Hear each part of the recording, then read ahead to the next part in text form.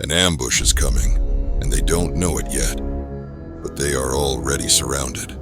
The air is thick with the scent of damp earth and iron. It's 57 BC, near modern Solzoir in northern France. The Roman legions stand on edge, their eyes scanning the dense forests that hide an enemy they cannot see. In moments, one of the fiercest battles of Caesar's Gallic campaigns will erupt.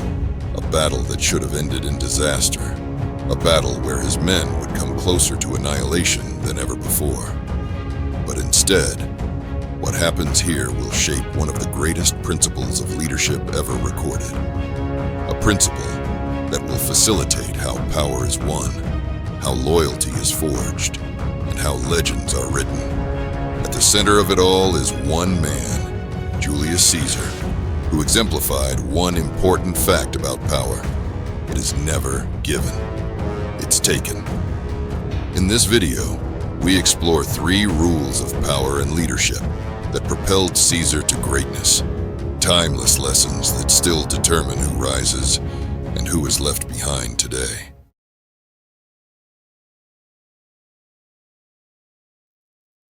If people talk about you, make sure it's a story you wrote. As a leader, victory isn't just about winning battles. It's about ensuring the world remembers them the right way. His writings in the conquest of Gaul were not objective reports, but carefully crafted narratives. He magnified his triumphs, framed setbacks as strategic retreats, and shaped public perception of his rule before he even returned to Rome. At the Battle of the Sabis in 57 BC, Caesar and his legions faced the Nervii, one of the fiercest and most disciplined Gallic tribes. The Nervii warriors executed a perfectly coordinated ambush, launching a surprise attack that nearly crushed the Roman forces.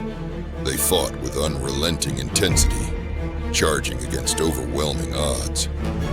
Even in their final moments, the last of the Nervii warriors stood atop a mound of their fallen comrades, defiantly shouting as they fought to their last breath. To any observer, the battle had been a near disaster for Rome.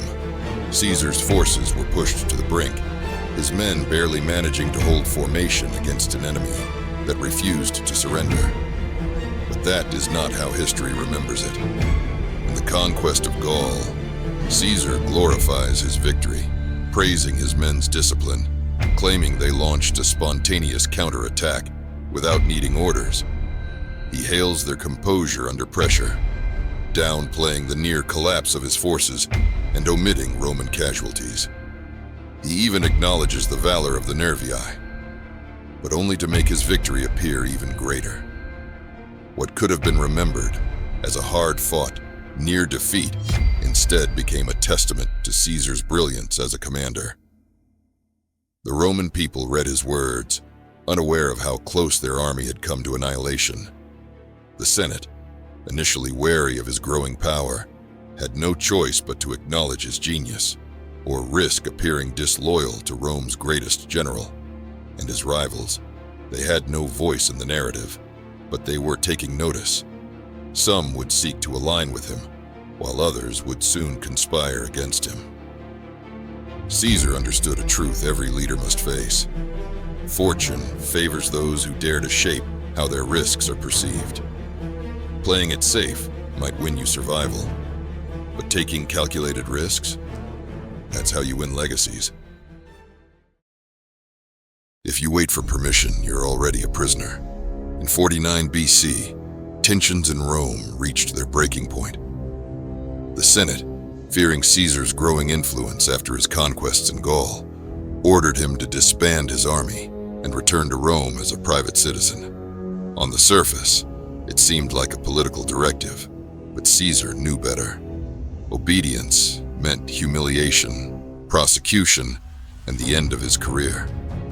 His enemies wanted him stripped of power, weakened, and erased from Rome's political landscape. He stood at a crossroads, literally. The Rubicon River marked the boundary beyond which no Roman general was permitted to bring his army. To cross it with his legions was an act of treason and war. To hesitate meant losing everything he had built. Caesar did not hesitate. On a cold night, standing at the river's edge, he uttered the words that would echo through history. "The die is cast." With those words, he led his soldiers across the Rubicon, fully aware that there was no turning back. This wasn't just a military maneuver. It was a declaration that he would shape his own fate or die trying. His gamble sent shockwaves through Rome. Senators panicked, Pompey fled the city, and the Republic spiraled into civil war. All of it set in motion by a single, irreversible decision. Because Caesar understood a truth that many leaders never grasp. Waiting for the right moment can cost you everything. Sometimes, power demands boldness. Sometimes, the greatest risk is not acting at all. That night at the Rubicon wasn't just about crossing a river. It was about crossing the line between caution and ambition, between waiting for opportunities and seizing them.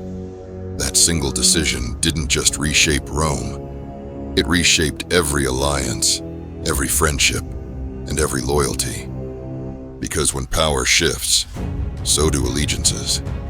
And as Caesar would soon discover, the greatest threats often come from those who once stood beside you.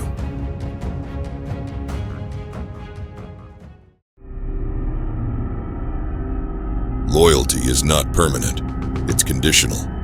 And when the conditions change, so does the loyalty. For years, Julius Caesar and Pompey the Great ruled Rome together. They were allies, co-rulers, even friends. At least, that's what the world believed. But power is never truly shared. At first, Pompey was Rome's strongest figure, a war hero, a respected general, and Caesar's political protector. But over time, Caesar's conquests in Gaul made him more than just a military leader. He became a legend. The people worshipped him, his soldiers would die for him, and his victories made Rome richer than ever. Slowly, the balance of power shifted. Pompey saw the writing on the wall. He knew there was only room for one ruler in Rome. And so, rather than risk being outshined, he turned against Caesar. He aligned himself with the Senate, declaring Caesar an enemy of the Republic. The man who once protected him now led the charge to destroy him. But Caesar understood something Pompey did not. Loyalty is never guaranteed. It is not given freely, nor is it permanent. It is a tool, one that must be cultivated, tested, and secured through real power.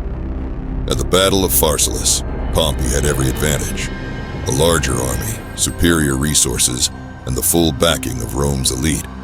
His forces outnumbered Caesar's nearly 2-1. By all logic, Caesar should have been crushed. But numbers alone don't win battles. Loyalty does. Caesar's men didn't fight for Rome. They fought for him.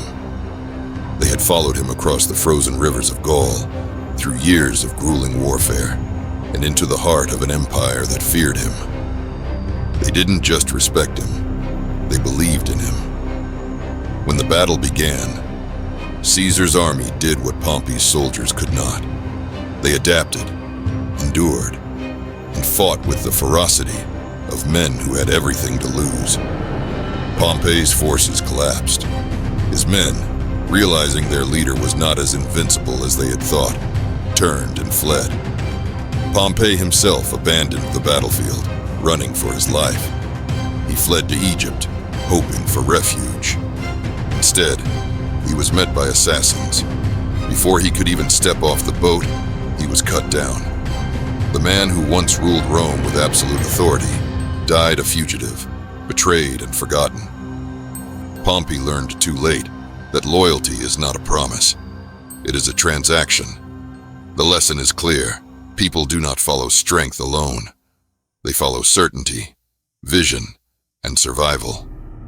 Julius Caesar's strategies were blueprints for anyone looking to dominate their own field. If you've learned something valuable today, make sure to like, subscribe, and check out the links below for books on leadership and strategy. We're just getting started.